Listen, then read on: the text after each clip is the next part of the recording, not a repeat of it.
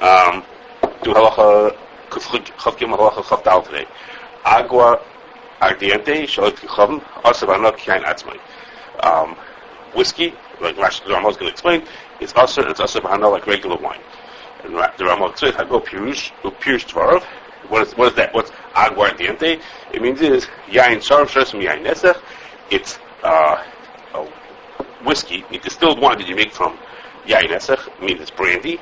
Alpha peach einirag zev and nesach, even though it's only come from vapors coming out of the wine. It has the din of the wine itself. Okay, so the Shulchan Aruch, so we came just at the right time for this. So the Shulchan Aruch uses a word which, as far as I know, you could correct me in Spanish. Okay, so agua, that I remember from Sesame Street, means water. Okay, and at the end, I didn't know what it meant, but it means fiery or something like that, or burning or something like that. No, just agua. Anyhow, so the aguardiente means fire water. In English, in a lot of languages, that's what they call whiskey. That has to do with the taste of what it tastes like. What? You put it into lots of things. You just drink it straight, brandy. Okay, and the Ramah uses the word yain sarov. What does what mean? Sarov. Oh, so I'm about to tell you. Yain sarov means is because the word brandy, it seems. Okay, this I was just told. The word brandy comes from a Dutch word which is for brand, which means burnt. Okay, and it comes from, because the process, I'm going to show you in a second, remind you in a second what the process is. It has in essence, it's a burning kind of, sort of. So that's why it's called the Verbran. Yain Sarov is a Hebrew. Because the Verbran, you just said, is a burning process. It's called Sarov. That's true, but it's the same, right? But the same way we call brandy, what I'm saying is in different languages it's called like that. So we call brandy in English coming from there, and in Lashon Kodesh, Lashon Kodesh, in Hebrew, modern Hebrew, more modern, from a few hundred years ago, this didn't exist in times of Tanakh. Okay, it's only a few hundred years old, this process. You'll hear about it from Rishonim. So it's not that old. So yain sarov is a made-up word to make up. Okay, so what does it mean when you do distillation? So you remember this pretty picture from, I forgot where I got it from, which is like this. What you do is like this. You put on the left side, you put in wine. In our case, you put in wine onto the left side, and you heat it up. And what goes on is like this. Water boils at Be'erach 212 degrees. Alcohol boils at Be'erach 173 degrees. Okay, so what happens is if you heat it up to a temperature in between 173 and 212, let's pick 180 degrees, you heat it up in between. So what's going to happen is the alcohol vapors are going to be getting off, escaping. They're going to be boiling out, and the flavor is going to be boiling out. That also boils at a low temperature, and the water and the solids are going to stay behind. Okay, so they boil out, and what you do is then you direct it towards instead of just letting it boil out to the sky. What you do is you direct it into a pipe. In this case, it goes through a glass pipe, and along that glass pipe, as it moves along, you have something that cools it down. So it's going out at, let's say, 180 degrees. The alcohol vapors are boiling themselves out. And along the way, you have something that cools them down. That's say it to 150 degrees. At 150 degrees, those alcohol vapors turn back into liquids. The liquid is liquid. The alcohol is now vaporized alcohol is boiling out of the pipe. Why is the liquid not? Everything can be in the solid. Everything could be right. The cooling that you do to that pipe. No, that's not So everything can be in a solid or liquid or gas. So you're turning the alcohol from a liquid alcohol into a gas alcohol in a gas form. It's boiling out. Alcohol is a liquid that has lower temperature. The liquid alcohol boils at 173 degrees. So if you make it to 180, why is a combination of regular liquid and alcohol? Right, it's water and alcohol together, mixed together. That's what your wine is. They're both liquid. Now the alcohol vapors boil. The alcohol vapors boil out. The grape flavors boil out. A lot of things are boiling out, but the water's staying behind. So now those things boiling out. When you cool them down, they turn back into a liquid. They go back from being a vapor into a liquid, and then it drips down the other end into being just alcohol. On the right side of the picture, you see just the alcohol is dripping out. Okay. Water absolute. That's for the cooler. The condenser. That's the thing that you just have to wrap around the pipe. So the amount that goes down depending on the percentage of the wine. If it's 12%, it should be 12% less. to amount. Yeah, but that you don't really care what's left behind. But you want what goes onto this side. So what you do is you start off with, if let's say it started off at 12, like he said, 12% wine alcohol on the left side. The right side might be 40% alcohol, or 50% alcohol, 60. However strong you do it, you're going to get, because some water passes over also. So you instead of being 12%, you get to 40, 50, 60%. Okay, so and that's the point of distillation, is you want to get out the alcohol. Okay, the distillation is the same regardless of what alcoholic. As long as it's just pure alcohol. It's not pure alcohol, no. When you make regular things like brandy, regular alcoholic beverages, because not only does the alcohol pass over, some flavor pass over, and some water passes over. It's not so exact that until 212 the water sits still, it won't go over. Some water goes over also. And lots of flavors that flow with temperature. So lots of things are passing over. But the alcohol content is going to a way that's not possible in the wine. I mean, when you make wine, the yeast can only get to 12, 13, 14, 50%, and it just processes. It can't do it anymore. When you have these vodkas triple distilled, they do this whole thing. Right, so now what happens is when you do it once, let's say it only comes out to be 40%. You want to make it even stronger, you take the stuff on the right side and you distill it again.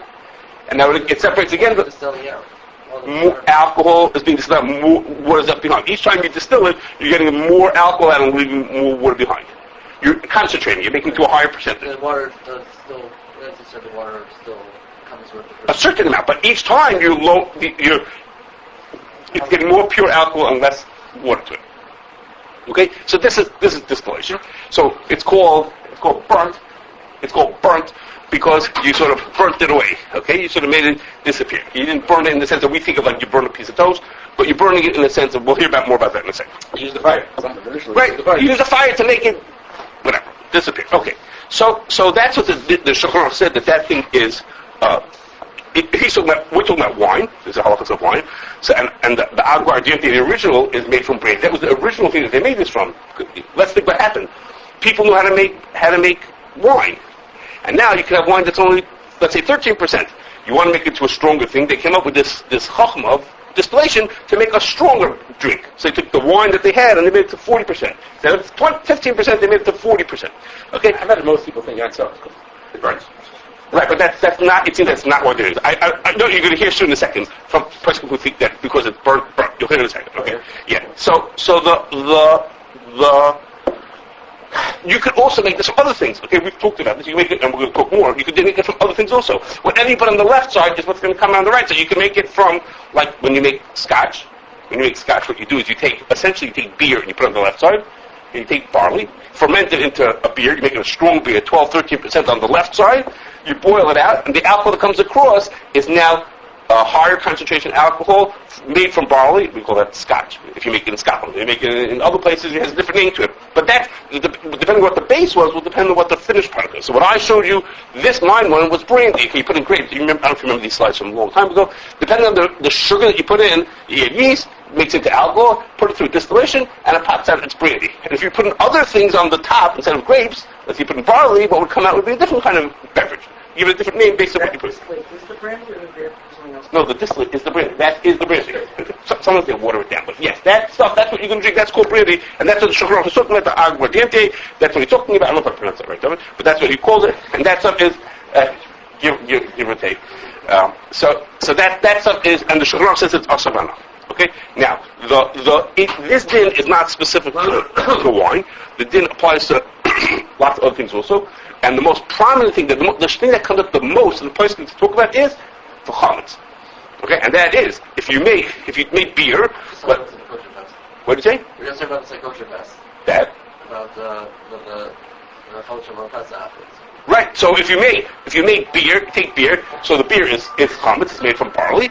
Okay, and then if you would ferment it if you distill it and you turn it into something else like bourbon bourbon, you use other grains, or you do bourbon, or you take it into scotch. Then the place can make an assumption that thing is the shiloh is should that be considered chametz also? Okay, so the same question. That's another place where this shiloh comes up. Okay, so now our din comes from a rivash. The din in our Shulchan Aruch comes from a rivash, which is the ikar tshuva on this whole shiloh. It's from Chuv's rivash. Everybody talks about Chuv's rivash because that's where it comes from. That's around when this idea came up. Okay, and the rivash says that the din is like this. He says when you have what the Shulchan Aruch hinted at, he said is The Ramah said this. The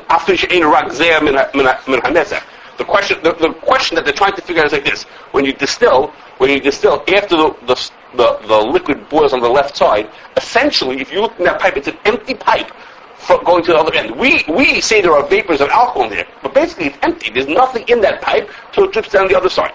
So does that mean that it disappeared? It's like not the issue anymore, and this is like magically coming from no place. Okay, would we look at this liquid dripping off at the bottom as having no shaykhs to the original?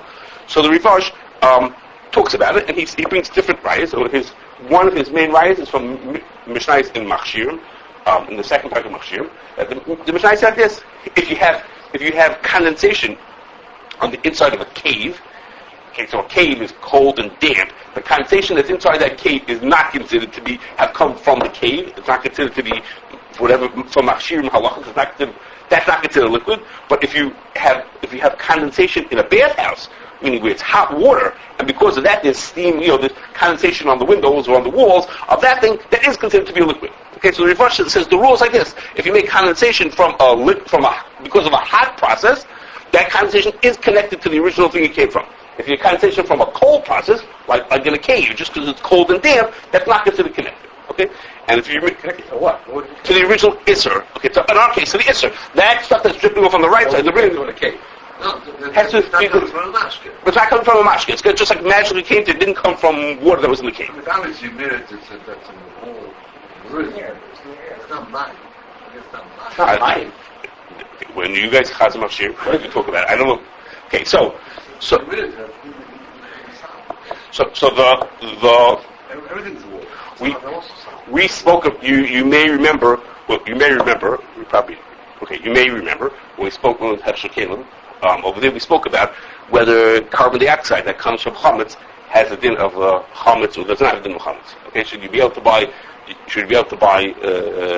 seltzer that's made from carbon dioxide, where the carbon dioxide came from a chametz fermentation, which is actually reasonably common. So that's a question whether that's true or not. And it depends on this Rivash, and what his exact svara was helps us to figure out whether in that case the carbon dioxide is mutter or asur. Okay, so now not only does the Rivash say this, there's also a Rosh that says the same thing. Achiezer Rosh. Achiezer Rosh is talking about a different situation. The person had salamis drying on top of his oven, okay, on top of his stove top, and it's a nice warm place for them to dry. And the guy cooked up a hot cocoa. Okay, maybe it wasn't hot cocoa. He cooked up milk. And the child was the vapors that are coming out of the milk are hitting the salamis. And the Rosh says that those vapors, hagam, that they turned to vapor, like sort of disappeared. It has the din of milk, and the salamis are treif. Okay, the salamis now are not possible. What? It could be there is. I don't know. That's the truth of Rosh. It's brought in Shulchan Aruch and Simon Tzadi Beis. What? Okay, it's brought in Shulchan Aruch. It's a Rosh brought in Shulchan Aruch and Simon Tzadi Beis. What's a related din? Okay. So this din that I told you, that the Rivash says our din, and what the Rosh says also, is a lot of very prominent Poskim say that that's the din. I'm going to give you names because what I'm going to tell you afterwards is people who don't agree with it. So just to help you feel more confident that we do is just to help you feel just a long list of names. The Levush and the Taz. That is considered that this is Yain Esach, or it's connected to the original. The Levush and the Taz and the Magen Avraham, the Chok Yaakov, the Prim Gadol, Chayadam, the Aruch HaShulchan, and Mishabur. Okay, and there's many more. Okay, but a lot of those people say things that they say very straightforwardly. Things like our whiskey is Chametz Gomer. Okay, they use the acronym Yud Shin, stands for Yain Sarov. Not sure why there are two Yuds there, but the Yain Sarov, that's just how you write it. So that it's Chametz Gomer. Okay, because Hevel is even stronger. Hevel is stronger than this is. Right. Why is Hevel stronger than this? Hevel is stronger because in Hevel there's like a cloud under the pot. It's like when you have a pot that's covered, there's like a thick cloud. That's easier to connect. That even seems like it's touching each other. It's not just that it has carriers; it's like touching each other. Okay, so most of those people that I just mentioned to you are talking about the chametz part of the child, not the stam yain part of the child. And there's three questions for the chametz part of it. One is this stuff asur or not? Is it asur or not? Okay, that's the simple question. No.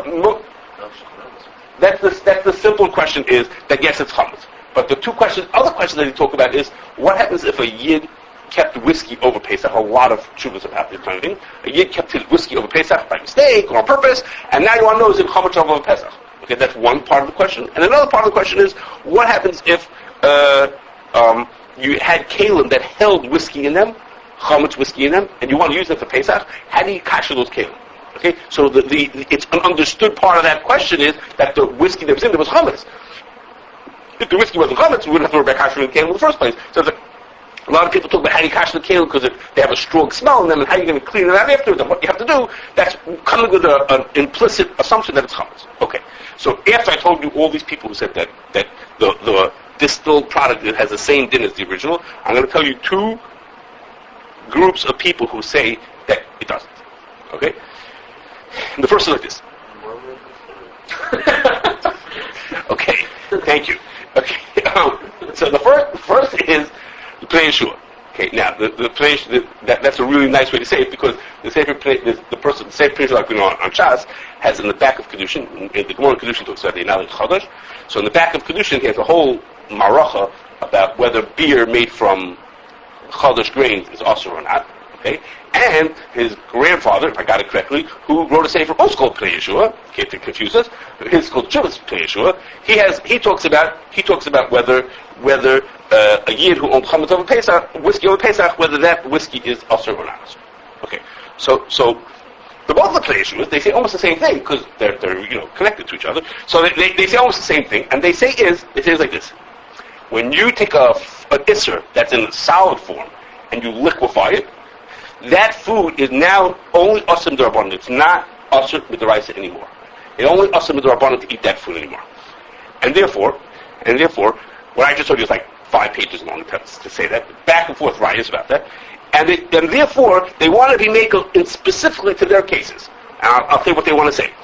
In the case of Chodesh beer, they want to say, since it's only asim d'Rabbanan once you liquefy it, therefore we can be saimach on the Shitas Rishonim that say that either Chodesh is not negaya in Chutz La'aretz, or that Chodesh is not negaya for Goyim's produce. Meaning, we wouldn't be saimach on those Shitas by regular food, Chodesh of Issa D'Oraisa, like you want to eat a piece of bread made from Chodesh, but that's why we Poskim the Chumrah for those dinim. But when it comes to beer, where it's only in a liquid form, it's only d'Rabbanan. So for d'Rabbanan, we could make about those other two shadows.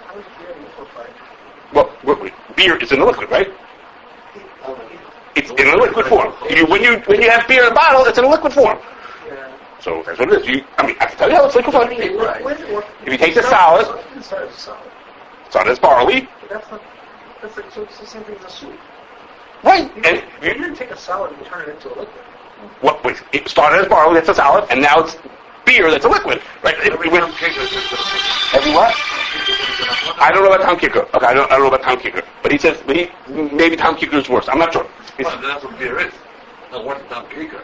So he's saying let it be minimally Tom Kicker. It's a good question. The Chewy is really long. The Chewy is really long, and I did not read every line. Okay, so he says, so that's one possibility. And the other side is, the other one, for the case of Chametz Pesach, he wants to say, since it's only d'Rabbanan, since liquefied version is only Asim d'Rabbanan, so Mamela, the Is of Chametz over Pesach is only when you were over by Yirah Midraisa. If you're over by Yirah only Midrabbanan, then there's no Chametz over Pesach. So if I can make it that it was only Asim d'Rabbanan to own that whiskey over Pesach, then it wouldn't be Chametz over Pesach. Because those are the two places we talk about two different things, but the point is the same. If we only make it to this Rabbanan, we could be making about our specific case, either about the Chodesh beer or about the Chametz over Pesach.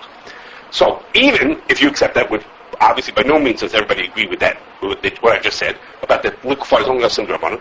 Even if you accept that, so it doesn't help for our case of the brandy, because first of all, being Asim Rabbanan is bad enough. We're okay with it being Asim Rabbanan. Brandy, is only Asim Rabbanan. So being Asim Rabbanan is, again, they had special reasons why being Asim Rabbanan got them off the hook. Each one of them had a special reason how that could get them off the hook. For us, it's not going to help us because, okay, so it'll be Asim Rabbanan to drink brandy. Okay, it's not going to change our thing. That's Asim Rabbanan. The second thing is, and this the Pnei Yehoshuah speaks out himself. He says that idea that a liquefied isser is only Asim Rabbanan only applies to isurim that are supposed to be in solid form. But wine, like Stam Yayin, it starts off being usher in the liquid form. It's not isser that became liquefied. It's not grapes that are usher that were arla that became liquefied. the Isser is in the liquid form. He says, so this whole idea that liquefying is going to change is not going to help us for wine. Okay? And the same thing would be true by milk also. Bas b'cholov, the Isser is in liquid form when it's milk. So the fact that you liquefy is not going to make a difference. So the ideas that they're saying... Why is liquefying making that water?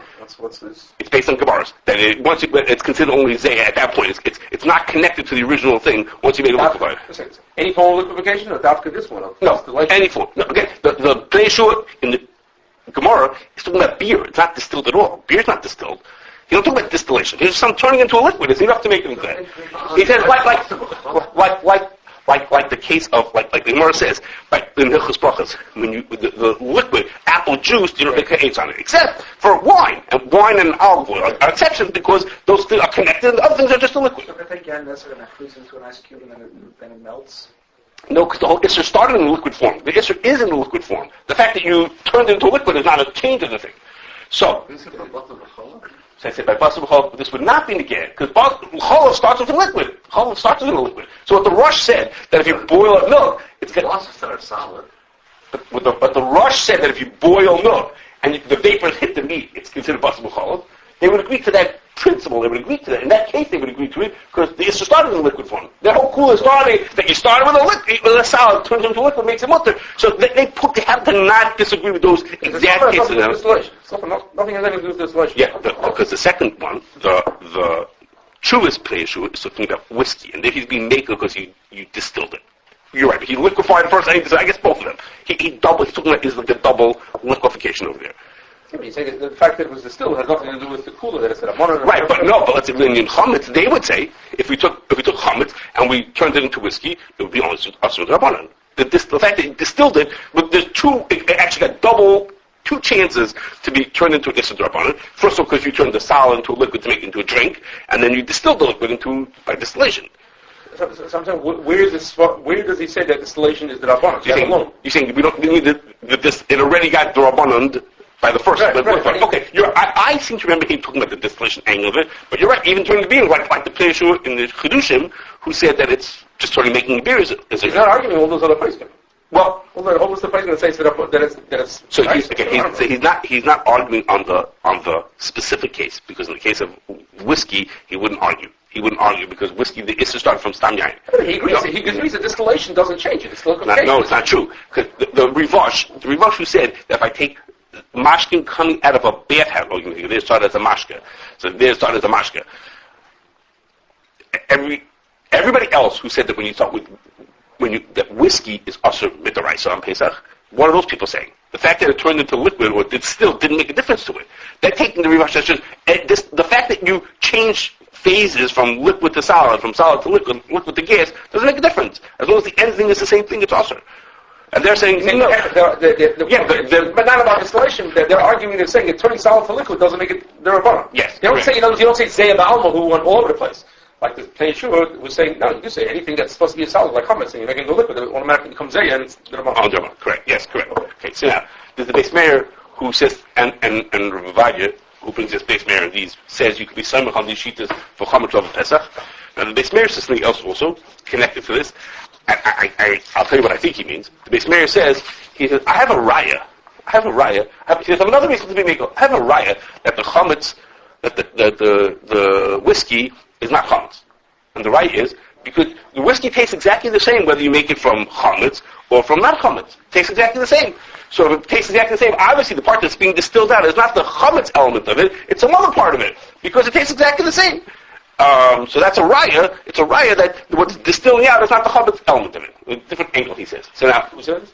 This man. So I can only imagine. I'm just sort of trying to understand what that means because I'm not a whiskey drinker, but I think most people would think that bourbon and scotch don't taste the same. I would think so. I think by him it must have been common to drink vodka or gin, which in fact at that time that was a common drink. And vodka and gin are different than every other distillation. When you make vodka and gin, you make something called grain-neutral spirits, which is you distill many, many times until you have 95% alcohol. And it's called grain-neutral spirits because the only thing you have is alcohol and nothing else. It's grain-neutral, meaning it makes no difference what it came from. You have no carryover from the original. And then, so vodka and gin, you distill until it's 95%, and then you water it down. Okay, so you get a vodka that's 40%, that means that somebody made it to 95% alcohol, and then they watered it down and to make it just 40% alcohol. Okay, that's why gin is always flavored with juniper berries, and vodka is flavored with this very common to find lemon and lime and orange and things like that, because it's a little bland tasting. It's just the alcohol sugar. So maybe that's what he's talking about. That's been flavored afterwards, because the inherent beverage is not so flavorful. Okay, so maybe he was talking about, in his mind, if in his neighborhood they drink vodka, he said vodka tastes all the same, exactly whether it came from corn or wheat or potatoes. It will taste exactly the same. So in his mind, he says the koyach hachimut is not piercing over. He's being selechantima. Right, he's like saying, this is not obviously a chametz because there's no difference, they don't taste exactly the same. But even if they would be true, even if you be somewhat of such a thing, it wouldn't be negated to most of our whiskeys. When we talk about scotch, it tastes different than if you make rum, which is made of sugar. They don't taste the same. Okay, that's one thing. Now, the other reason to possibly nickel is from a tshuva Achiezer, from Achiezer, who says like this. He says, well, yayin saruf means the wine was burnt. Okay? Right, doesn't mean that's fiery when it goes down your throat. It's burnt. And he said, what? Right. Okay. Yain, that's a good point. Okay, the people. Okay. So yain saruf, it's burnt. He said, if it's burnt, why? Well, that means that the reason why the Rivash is being machmir is because the Rivash l'shitase holds that stam yain nowadays is asur b'hana. And since it's asur b'hana, it's afron asur. So you burnt it, and it still can be asur. He says, and that will be fine for the machaber. He says, but since we're passing like the Ramah, that stam yain nowadays, for the guy that we interact with, it's only asur d'Rabbanan. It's not asur b'hana. It's never asur b'hana. Therefore, we can be mekel because it's burnt. And since it's burnt, so it's not asur. It's only asur if it's asur b'hana. Only if you have afron asur. It's not afron asur. If it's not afron asur, then you're allowed. Then it's mutter. Okay. Now that is unbelievable. Now, but listen what he says. He says that I just told you that would only be true according to the Rivash. The Rosh who says his din by milk is not asur b'hana. Okay, milk is not asur b'hana. So the Rosh who says his din by milk, I told you, in case of milk boiling up to hit the salamis, the Rosh who said about this argued on the Rivash, and the Rosh is saying it's by all dinim. So he wants to say at this part of the tshuva that the machlokes the Rosh and the Rivash. According to the Rivash, it's only by things that are afron asur, and according to the Rosh, it's asur even by all things. Now he says, wait a second. But I just told you that the Ramah said that. He says, so I have a big kasha on the Ramah. How come the Ramah goes along with this din? Remember, the Ramah even commented, and he translated, if you didn't speak Spanish, he tells you what agua ardiente means. Why doesn't he tell you? Wait a second, but I don't agree with this din. So the Chaim says, the Ramah is a diak, because it says, pirish dvarv. What does it mean? I think I can put it on the screen sheet. What does it mean that agua ardiente? It's yain saraf sha'osim yain nesech. He says, how come the Ramah said yain nesech instead of stam yain? He said yain nesech because he meant to tell you it's only usher if you make it from real yain nesech that the mamish poured from avoid the zara. But if we stam yain, it'll be mutter. That's what he said. So now, and I'm not finished with what he says, but at this one he says, so there are people who drink brandy made by goyim, that's stam yain, made from stam yain. He says, and those people who do this are being samech on the shita. They're being samech that the Rivash is arguing on the Rosh. And we pass like the Rivash. Hagam that the Shorah brings the Rosh. We pass like the Rivash, and we pass like and we also pass like the Ramah that Stam Yain nowadays is not asur, and therefore I'm allowed to drink brandy made by goyim. That's what he says. Now he says, but I have to just say something. That's what they say. He says, but it's not true. He says, because if you look at the Rivash, the later part of the tshuva, later in the tshuva, he says it's not. The reason why it's asur. The brandy also has the regular grape juice there too. Not just the distilled part. It's just distilled. No. Brandy is, you distill the wine, and you end up with brandy on the other end. What you said about port, that's brandy mixed with wine. But brandy is just plain, you just distill it and that's it, you just drink it as is. Okay, so he says, that's what some people think, and that's the Mekhilah being samech on this. He says, but the truth is, he says, what I just told you about the Rivash is saying, because it's so rough and it's burnt, that's the beginning of the tshuva. But later in the tshuva, when he brings the Mishnah Machshirim, there he's saying is, that makes no difference. It's automatically not, it's considered connected, not just because it's Isser Hana and Afron Asr and that kind of stuff. It also just is, everything that boils out through heat is considered to have the din of the original, and therefore you should not be samech on this. Okay, so he says there's such a possibility that the Rivash is arguing on the Rosh, the beginning of the Rivash is arguing on the Rosh, and together with the Ramah, we can put it together and you're allowed to drink brandy, but he's not samech on that. Okay, the Chaim is not samech on that. Hagam, he brings such a shita, and there are those, there's a Mishkan Yaakov who wants to be samech on that earlier shot in Chaim like Chaim but Chaim himself says that's not true. Okay, so just to summarize back to where we came from, is the Shulchan Aruch brought the din of the Rivash, that distillation, when you distill something, the part that comes out on the other end is connected to the original din. All Poskim all over the place, very important people, all kinds of big Poskim, all accept that din here, and for Bas B'chol, and for Chametz, and probably for other dinim also that I don't know about. All kinds of places that stand on that. But there were these two possible angles of why people wanted to be Mako, and in specific cases, Poskim took that. Like the Chametz of Pesach, they said, okay, we take that together with other possibilities to be Mako, all kinds of other stuff to be Mako, sometimes to be Mako. But again, the stam din, the regular assumed din, is that even though you distill something, it holds on to its original